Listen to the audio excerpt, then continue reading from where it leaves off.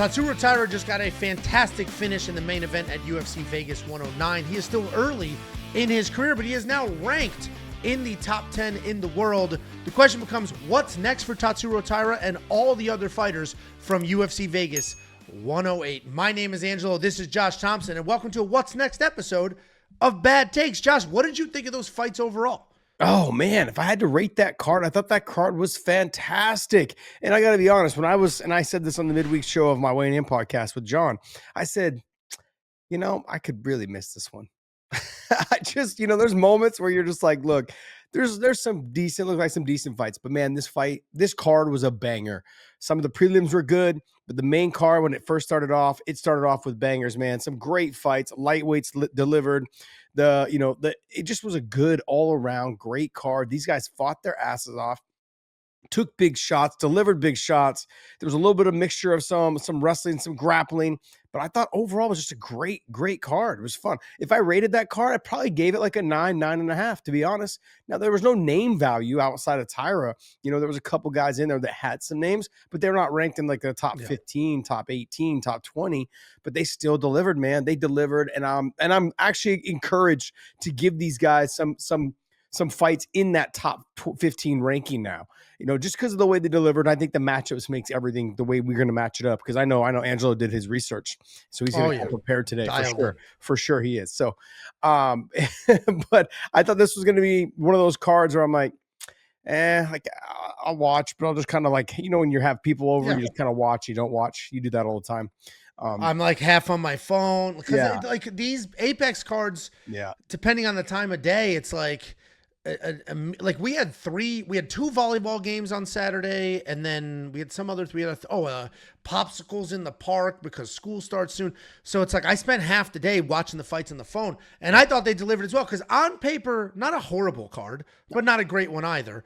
But then in execution, it's like those fights were. It was just a really fun night of fights. I opened up my recap video by saying, anybody who wants to complain that Apex cards suck, have them watch this fight card because it didn't suck. The energy was great. The fights were great. They got after it. And you don't need these giant, huge names to put on just an entertaining day to fight. So I thought the fights were solid. There were some storylines that came out of it. One of them is Tatsuro Taira. We'll start at the top here and just work our way down that main card. To play devil's advocate real quick on what you just said, how much better would that card have been inside an arena? That's the part. I think that's the part of like people were like, man, when fighters that fight like this, they don't get the applause that they should. How much better would those fights have been had there been a crowd, a packed or sold out arena, whatever it is?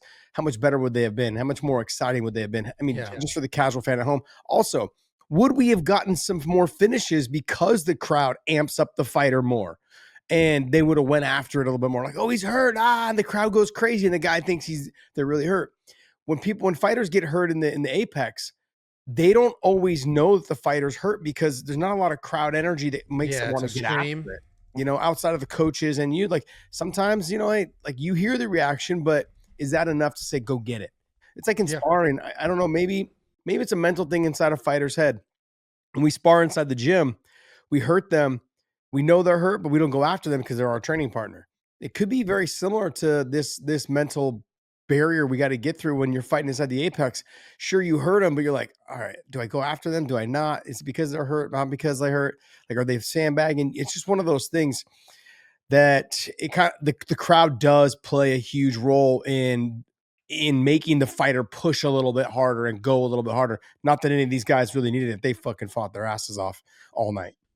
Yeah, and I agree. Listen, I prefer a real arena with a full crowd. I prefer that over the Apex. I guess the point I was making was the Apex now has this reputation that all those fights suck, those cards suck, it's destroying the sport, when it's like, we just watched a very entertaining. Could it have been better with 13,000 people watching? Absolutely 100% yes. But the product that we got on Saturday was great, and it was better than no fights at all. So great day of fights, or night. Didn't end till like 11 or so.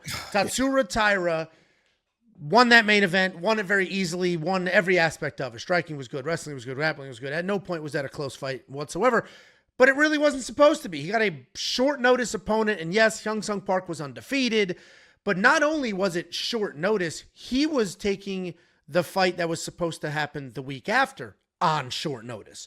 So it was like a double short notice step up for Young Sung Park, and he just couldn't get his foot. He just couldn't get going, didn't get his footing. Tatsuro just took it to him and smoked him. So when I look at Tatsuro Taira after that fight, it's a little tricky because I'm almost just going to look at him the exact same way as before. It's like that fight didn't happen because the circumstances around it and everything there. It's not like, oh, he crushed this undefeated young prospect. It's like with the circumstances there, he looked great, was supposed to look great. For me, the matchup to make is the matchup that we were supposed to get, just Taira versus Albazi. I think that still should be on the table, even though now Taira's coming off a win and Albazi's coming off a loss. Yeah, I'm going to actually give him a little bit of a bump because look, how many times have we seen top fighters say, I'm not fighting down. I'm not taking that. He could have really made it difficult for the UFC and be like, nah. And then I know they don't have a lot of tickets they had to replace because you know what happens if both fighters on the main event fall off, you have to be able to offer a refund for those tickets. It happened to Jacob and I at UFC 303. Yeah. So when both main event fighters fall off, if one stays on, you're still have to pay the due or whatever it is. Your tickets are still valid. And so if both of them fell off, so he could have made it very difficult. He stepped up. And anytime you're fighting somebody is a tough fighter, but there's not much, like I was telling Big John, I go, there's not much that he knew. He didn't know much about this guy. He probably saw him. This guy, he's tough, but I'm not going to see that guy for a long time. Boom, here he is. It's difficult to fight those fighters because if you're in the top 10 rankings, top 5, whatever it is, you've seen everyone you're going to fight. You've seen them fight multiple times. You've seen their tells. You've seen what they do. You see that they're mainly wrestling, mainly grappling, or mainly like stand and bang and sprawl and brawl. You know exactly what their style is. Sure, maybe he kind of seen this guy fight and seen a little bit of his style, but I think in his mind was like, shit, I gotta be careful. I have a lot to lose. I have nothing to gain. Just like you just said, I'm gonna just keep him right where he's at. I'm not gonna keep him where he's at. I think the Albazi situation is that fight doesn't do anything for me. Like it just like I like Albazi as a fighter, but look, if I'm gonna put him against Taira, there's a little bit of steam behind Taira, and Taira is a good fighter, and he's got a whole country behind him. I'm gonna have him fight Brener Moreno. Because that's going to be a fucking great scrap back and forth. Damn, that's jumping up to number 3. Yeah, but he's already number 6 now in the rankings. So isn't Manel Kopp above him though? I thought you were going to say Manel Kopp. Dropped one below him now. Okay, he leapfrogged. Yeah, but I would take him right there. I would take him to Brener Moreno. Give him that opportunity. Give him that chance. He's lost to Royval. Like, let's see if he can leapfrog. Let's see if he's finally got his footing in the UFC. That's the hard part for a lot of the fighters that come over from, whether it's Asia or Japan or whatever. Like, it's hard for them to get their footing into the UFC. And once they get their stride, they become a little bit more dangerous. They feel more comfortable. It feels like home. That's why I wasn't so hard on like Patricio, and I won't be as hard on Pico and all the other fighters that come from Bellator, because after you've fought in one promotion for so long, it's hard for it to make it feel like home. Once they get what about Patchy Mix? I think we should still be hard on him. Yeah. Patchy's my boy, man. I love Patchy Mix, but I do understand. I took the fight on short notice. Should have done a lot more. Didn't shoot the takedowns. No, I get it. But I'm simply saying Taira though is one of those guys that he's finally, I think, found he feels comfortable, and I think that it feels like home now. And I think you're going to see a lot more from him. And I'd like to see him step up. Look, what are we doing? This is not like there's a lot of fighters in this position here that can carry the weight. Taira's got a good following. I think he's a fun fighter to watch. Let's have him fight someone like a Brener Moreno. And Brener Moreno has not been very active lately. He's been one fight, maybe 2 in the last year and a half. So I'd like to see him a little bit busier because he was so active during that one time when he was fighting Figgy. He fought like every 3-4 months. They just kept running that back. Yeah. I don't hate the Moreno matchup there, especially when you get a clash of nations like that, like pretty big fan base, fight first countries. You can make a really good fight out of that. That could be a co-main event of a pay-per-view. That could be another fight night headliner, but not even in the Apex, the Apex type headliner. So I don't mind that matchup. I thought you were going to say Manel Kopp, and I debated Manel Kopp, and then I was like, well, Albazi's a top 10. We were supposed to get that. I kind of saw this as a freebie kind of a fight, so I was going to keep it there, but totally get where you're coming from. If we go to the co-main event, wait a sec. Does Taira? I'm sorry, I was looking at Taira though. Does he look like a true live You're about to get us canceled. What? No. He's married to an Asian woman, so he can say these things. Yes, I am. I am married to an Asian woman. I can say these things. But he looks like an anime person. Like his face looks like a true anime. It's the haircut and like every expression he has after the fights, like it does look like an anime cartoon. I almost feel like we need to make like an anime like magazine, or what are they called? Remember the old school comic book? You need to make a comic book for that guy. Dude, he would be awesome. We need to make a cartoon magazine. An anime comic book for him. He's got a good look to him. He's got the anime look, and it's like he's very stoic on his face when he's like about to fight, and just I don't know. You look at him, looks like something that was drawn, like painted on. It's just. And his reactions, because like when I go through, because I do our thumbnails, because I'm not very talented.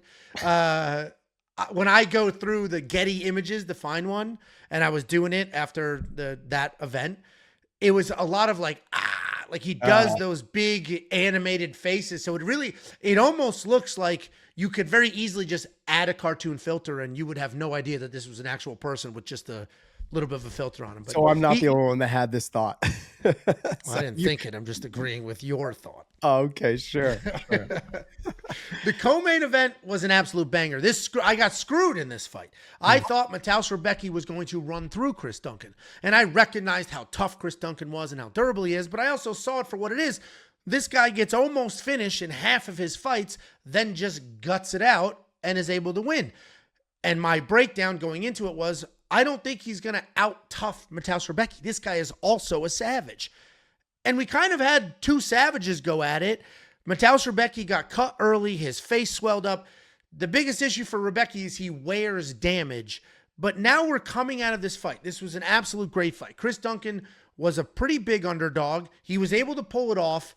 Stylistically, it felt like he pulled it off because Rebecki was literally running forward, and Chris just did a great job of like, well, if you're running at me, here's an elbow. If you're running at me, here's a check hook. But he won that fight nonetheless, defended a few sloppy takedowns at the end. Now we're in a position where Chris Duncan is on the rise here. He's pulling out these wins. This was close. I felt the decision was correct. Did you agree with the decision? I'm seeing a lot of people say that they thought Rebecki won, but I feel like those are people that lost money on a bet and they're just trying to justify in their head. Because I did lose money on a bet and I was like, yeah, this is a pretty straightforward win. Yeah, look, I think what it was like you said, Rebecki wears the damage on his face. I thought Duncan did a little bit more towards as the fight went on. He landed the harder, cleaner shots as it went on. Rebecki was just coming forward, like you said, lunging forward, and he was taking some shots as he came in. It was a very close fight, and there's no way the term robbery or all this other shit. Oh yeah, there was no way it was. You could disagree, but that wasn't a robbery. Yeah, there's no way you can call things like that, or this like a fight like this, a robbery. Just so close. They're evenly matched. They had a great performance, and look, I actually agree with the decision. The other thing you have to take into consideration, they used to train together. And then they do, I think, still train together. They're both an American top team. Yeah. Yes, Chris Duncan shaded him, though. Chris Duncan said, I train with the good fighters. He goes and finds the lower fighters so he can have easy rounds. Wow. Yeah, kind of a dirty thing to say. That was a dig right there. I just going to have to run it back. But no, I think, look, anytime you have an evenly matched fight and anytime you have two fighters that lay it on the line like that, it's going to be a hard decision. People are going to be upset no matter which way you go. It doesn't matter. Half the people are going to always say this is what it should have been. The other half will be like, no, my guy won. So it is what it is. I thought it was a great fight, though. Yeah. So who do you got? Who do you got for Duncan? If we're going what's next in this division, it is a little tricky because this is a stacked division. This isn't nothing. This is a stacked division that's busy top to bottom. And yes, Chris Duncan has a couple of wins. He just beat Rebecki, who's not in the top 15 rankings in the UFC, but if you zoom out, you look at the entire world, he's in the top 30. So I don't have like a let's give him his opportunity. I don't think he's quite earned a top 15 type ranking just yet. But I think let's give him somebody who is a little more technical, who's not as crazy, not as lungy. I want to see how Chris Duncan will do against an actual high-level fighter with some self-control. I think Nasrat Haqparast. Okay. I actually had that fight as well, but then I also thought, like, look, we keep like you said it yourself. He keeps rattling off wins. He keeps people keep punching themselves out on his face, but he seems to come back and win. So why are we holding him back? Why would you not want to give him a top 15? Why would you not want to give him somebody in that little mix there? And you just said yourself that he thinks that you thought Rebecki was going to win this fight. So we would be willing, if Rebecki would have won, probably giving him a top 15 guy, correct? Yeah, but Rebecki has the overall better body of work. But you would have, but then Duncan though seems to be winning these fights. Give this guy his due, man. Stop holding him back. Why are you hating on him? You're just because I can't. Hater. It drives me nuts when fighters, and I shouldn't. This is an inappropriate. Like, it's not a logical annoyance, but it drives me nuts when these fighters build win streaks in fights that they're like the Rebecki one is a little different, but almost every fight of his before that, he's getting his ass kicked and then pulls it out. And it's like, oh God, that's not a clean win. Yeah. I understand what you're saying, but look, I would say with someone like Duncan, right? I know that Benoit Saint Denis is already matched up. That'd be someone would be fun fight. I'm thinking in terms of like, I'm selfish, right? I want to see the fights that would be fun, but I'm not going to give him Benoit, but I would probably give him Joel Alvarez. They're both stand-up guys, but here's the thing though. And I know this is shitty, but I would give Rebecki somebody else in the top 15, only based on the fact that it was such a close fight. But look, I'm doing it for my selfish reasons. I want to see him and Michael Chandler. I want to see Rebecki and Michael Chandler. It's funny because I'm looking at that list, and that fight makes no sense on paper. No. But in execution, those two will just get after it. They will just get after it, and that would be a really fun fight. They'll never do it, but that would be a really fun fight. See, and like I said, I'm doing it for my own selfish reasons. I want to see fun fights, and what better way? Like when you have two guys, neither guy's coming off of this loss, Rebecki's not coming off this loss going, damn, your stock just went down. No, everyone's already thinking, who can I match him up against next to bring some more eyeballs? And this is the way he fights. I'll take that guy. You got two muscle milk, Rebeckis and muscle milk Mike, those two guys, as Dustin Boy called them, I had those two guys fight, man. Both are stacked. Both got big power. Both stand and bang. It should be a great fight. And then I've got Duncan with Joel Alvarez. Yeah, I don't hate those matchups. I don't hate the logic either. If Rebecki won, which he obviously did not, I would have said give him Fiziev. Because two guys that'll get after it, primary strike. Even though Rebecki's a high-level wrestler, but he just gets after it striking-wise. So I don't hate those matchups. I think that makes sense, especially if I put my – I don't even know why I don't like Chris Duncan, but if I just put that nonsense aside, then he's rattled off some quality wins. He's got a good record, and he's fun, so give him an opportunity. And Joel Alvarez is another guy who's also very fun. Speaking of fun fight, this was a great card because we're working – top to bottom, but as we worked our way up, bottom to top as viewers, almost every fight on the main card, you're like, that was fight of the night. Yeah. Then the next fight, you're like, that was fight of the night. Then the next fight, that was fight of the night. Chris Duncan, Rebecki was literally fight of the night, and the fight right before it, Esteban Ribovics, Brener, was also fight of the night. They just did two fight of the nights across the board, and this was an absolute banger. Esteban Ribovics beat the shit out of Brener. Yeah. He dominated the striking. But my takeaway, do you remember the grappling exchange in the beginning of that fight? That was an incredible grappling exchange, super high level on both sides. Brener tried to do like a fake leg lock to back take. It was an incredible exchange. Then they ended up back on the feet. You could tell both of them were like, I'm not doing that again. It's a lot of work. And then they just slugged it out. And it was a ton of fun. It was very clear Esteban Ribovics was just the cleaner, better striker. But Elves is an absolute dog that wung punches.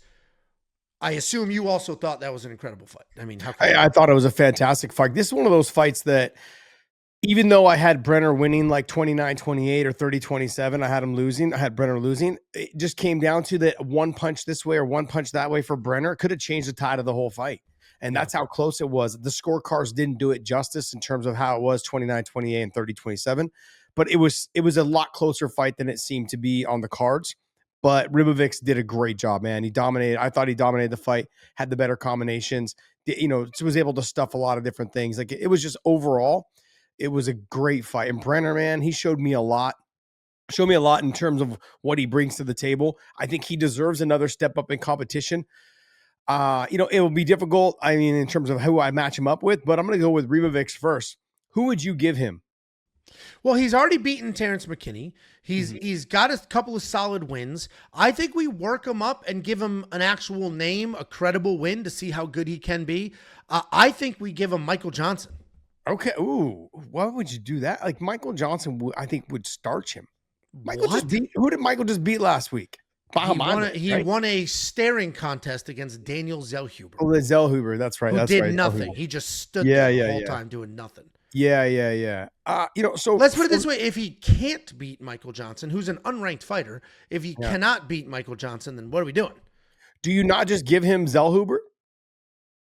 See, I wouldn't give Zellhuber the courtesy of here's a young prospect coming off a win. You can give Brener Zellhuber and let Brener get in his face and bomb away. But I wouldn't. I think Esteban Ribovics has done too much good to be in a fight with somebody like Daniel Zellhuber, who might literally just stand there and stare at you the whole time. See, for me, who I picked is I picked Bahamondes. I think Rivovix and Bahamondes would be a good fight. Those, that's a little bit of a name. Sure. Rivovix coming off a great performance. I like that fight. And then for me with Brener, I'm going back. I got a better one. I'm sorry.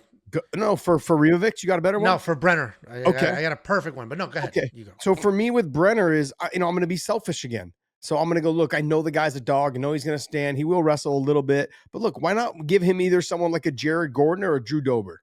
I was going to say Drew Dober. Drew Dober is the one that jumped in my head. For quite literally, he will stand there, he will bomb away, and so will Elves Brener.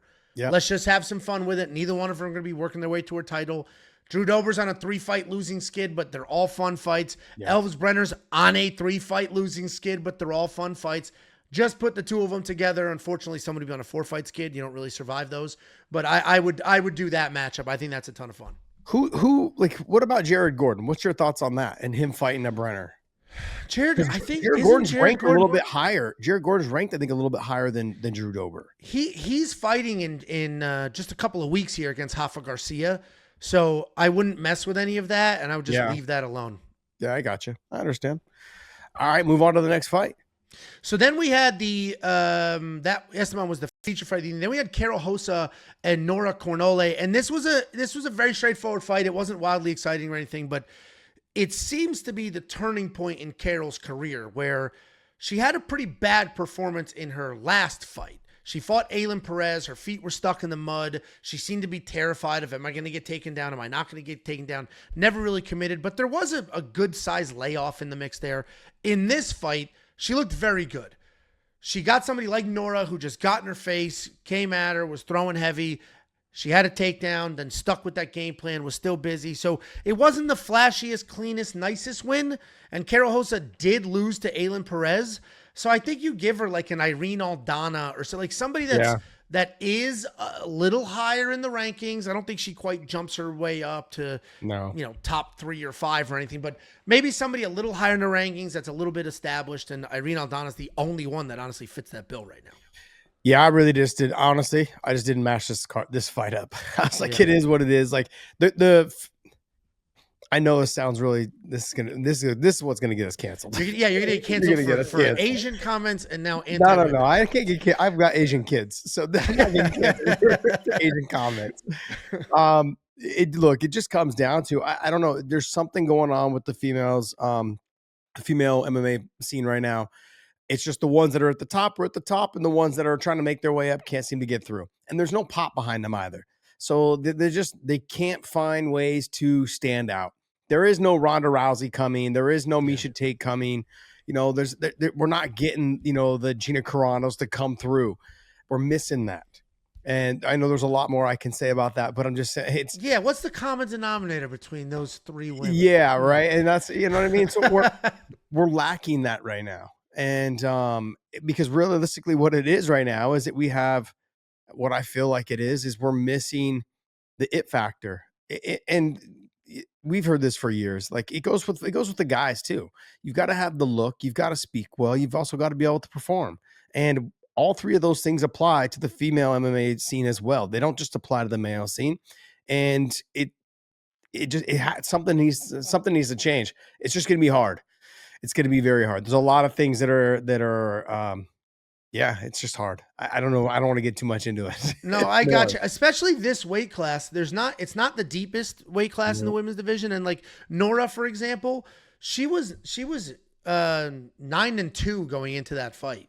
And Carol Hossa is one of the more established women in the division. Yeah. And then we're constantly seeing fight cards with also on this fight card. We had like 4-2. And like, you know, Yep. there's not a lot of women that are A, building any meaningful win streaks, or B, have put together a nice body of work, or C, have even done enough yet. You know, when you're 5 fights into your career, it's hard to do something with. So I think Carol Hossa, she got a decent win.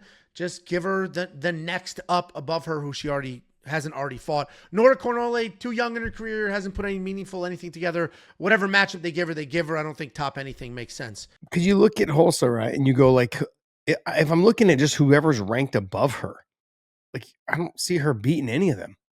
That's the problem. Irene Aldana, maybe, because Irene, she might be able to take Irene down. Yeah. If she's going to go all in the wrestling. But because like if you put her against Macy Chiasson and you put her Dumont and Vieira, I mean, they're just physically they're just too much from what I saw. You know, Raquel Pennington, I think, stuffs the takedowns and beats the shit out of her. So especially if she gets on top, if Raquel gets on top, you know, and Juliana Pena, who I think is going to either stay but she has talked that she may go down a weight class because she is a little bit too small for that weight class. And then, you know, obviously you have the return of Amanda Nunes. That's going to fucking clog things up there as well. Yeah. You know, and so I don't know. We're missing something. You know, I think for me, Kayla Harrison is a breath of fresh air that she's there. So it's good to see her having success. And it's been good to have her there as the champ also. But yeah, it'll be interesting to see what happens with that division or what they do with Carol next. Then we had also on that main card, Neil Magny, Elizeu Zeleski. Another kind of tricky circumstance because they're both old. Elizeu Zeleski at this point is pretty old. He's coming off 2 finish losses in a row. Neil Magny was coming off 2 knockout losses in a row. But they were matching Neil up against Carlos Prates, Michael Morales. They're like, here's undefeated killers. We want to use you to test their skills. Then they finally give Neil somebody his own age, and he does what he did, right? He had a bit of a slow start.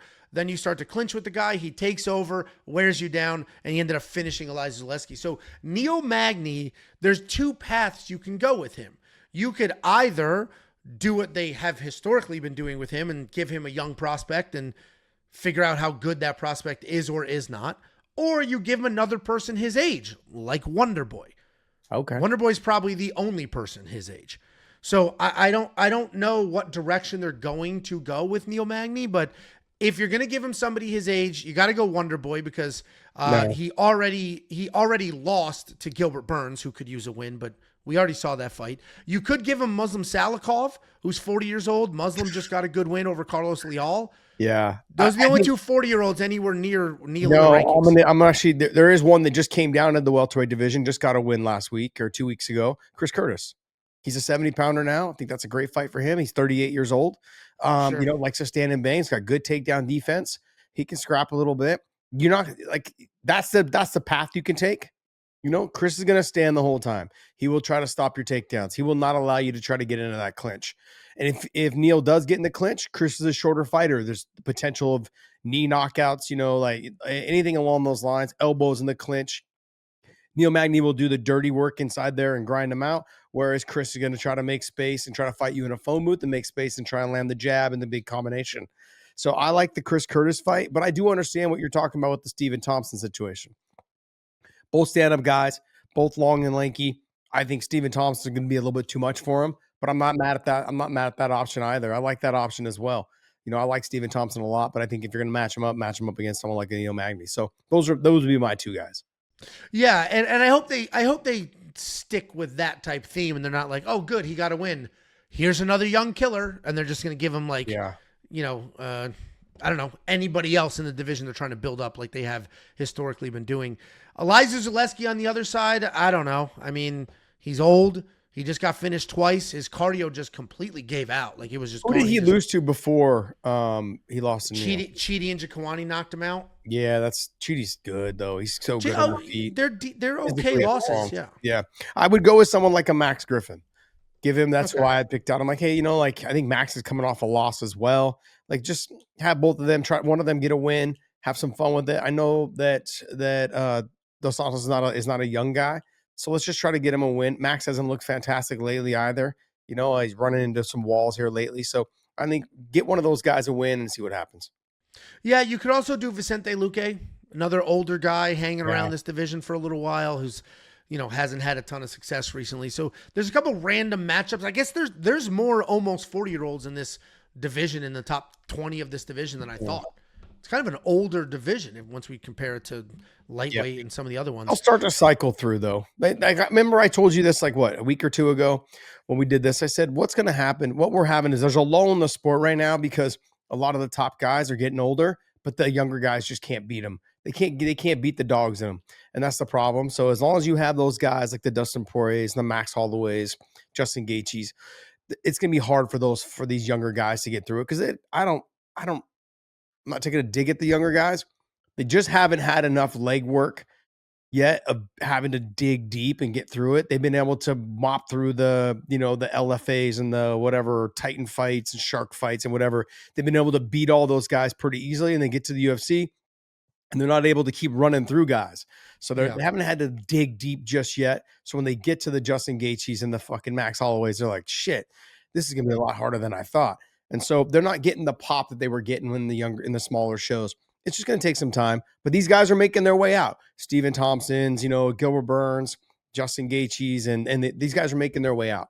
So as they start making their way out, you're going to start seeing the younger guys start to rise, and then they'll be able to start building their name around that. Yeah, it'll be a little bit, but there's about 5 or 6 of them hanging around that division. We opened up the main card with Kevin Vallejos and Danny Silva, another absolute banger. These two got after it. It felt a little closer than the 30-27 they gave it, but Kevin Vallejos gets a good, clean win. They were expecting him to come out, get a finish, but he didn't. It was an absolute banger. Danny Silva's tough. He's durable. He's gritty. He made it awkward. Yeah, Silva just didn't throw enough punches. Like he was too busy showboating. And if I was Cub Swanson in his corner going, hey, after round 1, like snap out of it. Like you're not taking the damage that you think that the crowd or the judges maybe think you are, but it doesn't look good. And that was the problem, is he just didn't throw punches. He was too busy doing this and too busy doing this and like all that stuff. It doesn't do anything to the judges. When you do that, the judges kind of think, well, it did land then. Like you're saying that it didn't land, but it did kind of land. It still grazed you enough for you to pay attention to it. And so when I look at Vallejos, I look at him and I think, man, he's been doing a great job. He's got good power on the feet. He's a dog. I like seeing this fight. This card had a lot of dogs in it. Guys that dug deep. They understood. Now they've got to work their way up the rankings. But I think right now, Vallejos, give him somebody that I think has been in the rankings for a long time, but is kind of on his way out. Give him Calvin Kattar. Sure. I mean, so you're going to do to Calvin what the UFC has been doing to Neil. Use him to build up a younger fighter. I mean, I don't hate that. I'm just doing it in terms of like it's more selfish again for me. 2 stand-up guys that will stand and bang and trade, and Calvin Kattar just needs to understand he's going to fight someone who probably won't wrestle, who will just stand in front of him and just try to knock him out, and then that'll free up Calvin Kattar a little bit. Maybe that'll let him just throw caution to the wind and just stand and trade and bang, and let's get the best out of Calvin Kattar while we can. Yeah, I mean, you could definitely go that route. The only, I don't want to say issue, the only quote unquote concern there would be he beats Calvin, and now it's like, now he's in a world where he's fighting only these really good fighters forever now. Yeah. We've missed the window to slowly build him up because he jumped right into the rankings. He has called out Jean Silva before because he lost to Jean Silva in the Contender Series. He called him out after his last fight. What is funny is, though, even though Kevin looked phenomenal in his last fight, even though he looked very good in this fight, I think Sean Silva has eclipsed. Sean Silva's out of the conversation. Sean Silva's it's not even close. He's headlining Noche UFC. This is not the same conversation. So I don't know if I quite jump up to Calvin here. I think maybe we keep him sort of outside of any of the ranked fighters. Well, Calvin's not ranked anymore. Calvin's not ranked. He left like top 15. What was he, number 16 in the world now? So But wait, you're going to tell me that he can't possibly beat Giga Chikadze? He could have a good chance against Dan Ige. Dan's a fucking stud and a dog, but that's a good fight for him. Onama, mainly stand-up guy, long, lanky, difficult to deal with. But Stevie Garcia, definitely a fight he could win. It's Patricio, definitely a fight he could possibly win. I'm going to skip Jean Silva. Zalal and Emmett, those fights are very dangerous. Yeah. But he could get the win over Zalal. Emmett, I think maybe in the challenge of who gets to whose chin first. So in that, all the way up into that top 10, top 8, I give him a chance. He does not. I don't think he beats Aljamain Sterling. I don't think he beats Lerone Murphy, Arnold Allen, Brian Ortega. But 1 or 2 more wins, you could be having a different conversation. Confidence is everything in this. Yeah, I listen. I don't hate a lot of those matchups that you just ran through. A lot of the matchups you ran through do make some sense. Mm-hmm. My one and only concern is this is only his second fight in the UFC. This is only his second fight in the UFC. And sometimes we rush some of these fighters a little too much. We get a little too excited. Then they'll lose. Then they'll win one, lose one. And now they're stuck fighting that tier and that quality of fighter now for the rest of their career. Instead of taking a 23-year-old, which is he 23 or 24? Instead of taking a 23-year-old and just building him up the good old-fashioned way of appropriate matchups with people about his age. That's my only hesitation, because I agree. A lot of those fights are fun. They're exciting, but I'm worried it might be too much too soon. You lose a few, and now you're just either not a prospect anymore at all, or you're just stuck fighting these killers for the rest of your career. Yeah, I'm going to play devil's advocate on this. Look, he lost to Jean Silva in the Dana White Contender Series, correct? Now look at John, Yeah, and now look at John and be like, look, I lost to that guy, and I know I could potentially beat him, and I know that he's getting all this clout, and it should be me. He's coming in with a little bit different of a chip on his shoulder, and he knows where he could be. So I think also, too, is that he seems like someone that's just ready to take off. He's got his wherewithal, what he's doing inside there. He understands how good he is. This was people said it was a close fight. It wasn't a close fight. I had it 30-27 as well, or even at least 29-28, because Silva just didn't do enough. That was the thing. He lost every round by, if this was a half-point scoring system, then I would say it was a little bit closer, because I would have only given Vallejos like a half point over each round, maybe, or 1 or 2 rounds. So it would have made it closer, but it still was, he was winning the rounds. He won every round, I thought, or it was close, but it was still one of those fights where I think Vallejos is ready. Calvin Kattar's a good step. I think he can beat Giga Chikadze as long as he doesn't get kicked in the head. And then you've got Dan Ige, who he can stand and trade with. He's going to have to mix it up. If Dan catches his chin, he could be lights out, or if he catches Dan. So there's something in there. Onama and Garcia and Pitbull all in that mix now. Those are all guys that he could potentially beat. So, I mean, there's 1 or 2 fights in there before he gets to the Aljamain Sterlings and the Arnold Allens that, you're going to have to get 1 or 2 good wins. So as long as he looks has a great performance against those guys, I think they could move him into some better fights. Giving him some time. I get it, but it's against those guys in that top 12, top 11. Sure. No, I get the argument for it, especially the way he carries himself, and he definitely is a confident kid who gets after it, and for his physical build to have the cardio he has is impressive as well. Yeah, very true. That needs to be. My body was allergic. My body is allergic to that breakdown. That was a. Not only was that a random sneeze out of nowhere, it was only one. There's normally like a 3 sneeze situation. The thumbnail right there. That should be the thumbnail. Well, because I was hoping, I'm like, if maybe Josh will just keep talking, and when they edit this, I just won't be on screen and nobody will know what happened. But no, that was great. That was great. What do you do with Silva? Danny Silva? Nothing. Yeah. Nothing. I mean, obviously not nothing. You get my point. Yeah. Like, just, I don't know, some other young prospect around that same age and skill level. Like, I don't think it's a name that we're going to see in a ranking that we should give him yet. No, it's not. But I think there's look, we saw someone who Vallejos pressured him, got the best fight out of him he could. I think you give him someone who's also a pressure fighter who's coming off of a loss. Give him Emil Hyder. Hyder Emil. Yeah. Give him Hyder Emil. Like he's comes from the scrap pack. I'm familiar with that group of guys. And so you have him step up. He's someone who's coming off that loss. Got clipped and knocked out, I think, in his last fight. Give him a second to get his wherewithal about him and then, and get him back in there. I think him and Silva would be a fun fight. The two of them will stand and trade. Silva's got more of the technique of stick and move and, and all the shake and bake stuff. But then Amir's going to walk you down, make it dirty and grimy, and elbows and knees and clinch. And so I think he's going to get the best out of Silva, and I think Silva will get the best out of Emil. Hyder. Yeah, that could be a fun fight because neither one of them are ranked, and they're both. Yeah, that could be a fun fight. Just two young prospects that kind of aren't all the way up there yet, but could put on a great show. And because Emil he was undefeated till his last fight. Correct. So what is it? Was it 2 fights in a row? He lost to William Gomez, didn't he? Oh, did he? Okay. So he had 2 losses, but those are the 2. Yeah. So I mean, just saying, like he had. Did he? No, he only has 1 loss. Yeah, that was his Jose Delgado. He beat William Gomez. Yeah. He lost his last fight to Jose Delgado. He got finished. Yeah, he got finished. He got hit with a knee, I think, in the clinch. Yeah. He thought he could keep fighting, and I think he was complaining about an early stoppage, which it wasn't early. No, it wasn't.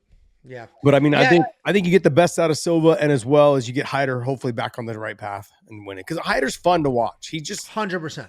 He kind of reminds me of like a wild, like younger Diego Sanchez. Like someone just came forward, just big punches, just come slinging and throwing, and doesn't look like it's great with technique, but he's out there to fight. I love that. 100%. And the only other fight that, if we're looking at the card and like what to do next, Rinya Nakamura is an interesting one because he had a little bit of a fall from grace last year in November when he ended up in his own weird fight where he wasn't striking. He's a high-level international wrestler, wasn't striking, got smoked. Then he comes into this fight against Nathan Fletcher. A lot of people talk about Nathan is incredibly tough. He broke his leg in The Ultimate Fighter, kept fighting. We saw him in his...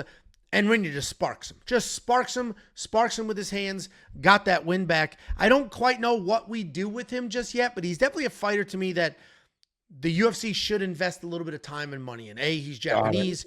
B, he has wrestling. C, he now has striking. And D, his English is there. He got on that microphone. He was speaking English. He's putting in the work. He's putting in the time. He's putting in the effort. And I think the UFC is like, okay, let's give him some actual matchups here and try to build on the Asian market. I know this sounds, I keep trying to get us canceled, but it's true though. Like there was something that Khabib had talked to me about a while ago is that, he wouldn't let some of his guys, whether it was Usman or Umar, come on our podcast until their English got better. And so he was making, hey, if you want to be a star, you want to be someone who is, liked amongst, the American crowds and someone that can sell pay-per-views, you have to learn how to speak English. And some of the best sound bites come from you having English a little bit in your repertoire, but also to not having enough. Because bring your chicken to me, I smash your boy. Those are things that it's simple and everyone understands what the hell you're saying. And so the fact that he was out there trying to speak English and did a damn good job and also you have the confidence to say it in front of everyone. No, I don't need a translator. I'll try. That is huge. And I don't know if you've ever been a world traveler, but myself, I've been almost all around the world. I've been to every continent and every damn place. So I imagine, yeah. But when it comes down to when you go to other countries, they love that you try. That's all. And we're no different. And when you get sound bites that we've been able to get from whether it's Islam or Khabib or any other fighter that is from another country, it's money. The UFC loves it. Marketing team loves it. Americans love it. People love it. People love that people try. And I think the fact that he did that, it's good. I think for the bantamweight division, because he's a bantamweight, correct? Yep. Yeah, I think I want to slow play him because once you get into that top 15, that's murderer's row. That to me is the most stacked division in the sport of MMA right now. The bantamweight division is the most stacked across the board. And so I look at it and I'm thinking to myself, damn, like you have Montel Jackson, Kyler Phillips, Marcus McGee. I mean, all of it. I mean, like there's so many good fighters in there. I mean, think about this. Henry Cejudo, 2-time champion, right? In 2 different weight classes, double champ status, Olympic gold medalist. He's ranked number 11. Yeah. So once you break into that top 15, you're like, there's no going back except down. That's it. That's all you're doing. You're only going down. It's hard. You got to go forward or you're out. So I look at that. I think to myself, yeah, he's got to be slow played. I like what I saw. I love that he's speaking English. Great body kick that ended the fight. Yep. But you got to slow play him a little bit, especially for that weight class. I completely agree, especially because that was a good win, but his fight right before that was not. So I want to see a little bit of a longer fight, a tight fight. Will he use the wrestling? Mm-hmm. He has it. The guy traveled the world, competed at an international level, but didn't use it in his last 2 fights. Didn't need it in this one. did need it in his last one and didn't use it. So I did want to highlight him, though, because I do think he can be somebody. He's young. He has other credentials. He has power in his hands. He has wrestling. The fact that he learned English was obvious to a lot of people. That was a comment flooding our Discord, and a comment that a lot of people were saying in the live stream is like, oh my God, his English. So people notice it and they'll resonate with it. So it was a great win for him. Overall, solid card. A lot of these fighters have some interesting matchups on the horizon. Let us know who you think the winners and losers from UFC Vegas 108 should fight next. What did you rank the card out of 10? 1 out of 10, 10 being the best. Probably an 8. Man, you're so tough. It's a good card, but it wasn't like the best card I've ever seen. Because like, even though the fights were really fun, fight of the year candidate on there. Maybe you had one. The Rebecki fight and Duncan fight was probably fight of the year candidate. I would say probably right up there at number 1, number 2. As of right now, we're only halfway through the year. So when I factor in like the quality of a card, I do factor in like the impact of the matchups. Meaning that was an incredibly fun fight, but it doesn't actually mean anything. It was just a really, really fun fight. Now, if we had that exact same, in the top 15. Both of them now are in the top 15. They're going to probably be right there on that edge, fighting guys that are in the top 15. I'm literally saying, give Rebecki Michael fucking Chandler. Let's see that fucking fight. Like if you got that exact same fight and it was a title eliminator or an actual title fight, then bang, a 10. So it was entertaining, a bunch of really good fights, but it wasn't like, it didn't matter who won or lost. It doesn't matter at all who wins. You're rough, dude. You're rough. I gave it an 80. That's a B. That's a B. Yeah, I mean, I'm more than 9. I will favor you a little bit in this situation. I gave it a 9 only because it didn't have the name value. You know what I mean? Like you said, there was not as much at stake on these. No one's winning a world title. No one's fighting for the number 1 contender spot to see who fights for the title. That means something. It really does. There's a lot more pressure involved. But overall, I gave it a 9. I thought it was a fantastic card. It did way better than I thought it would be. I think a lot of it, too, is a lot of the criticism that I had the week before saying, I could probably miss this fight, or this card. Yeah. And then I'm glad I sat down. I watched every single damn fight. And I was like, this was a really good card. A really good card. So I'm going to give it a 9, only based on the fact that there was no real name value to it. That's it. But great card. Great job. Yep. There we go. Let us know what you guys thought of that card. And that was another episode of What's Next on Bad Takes.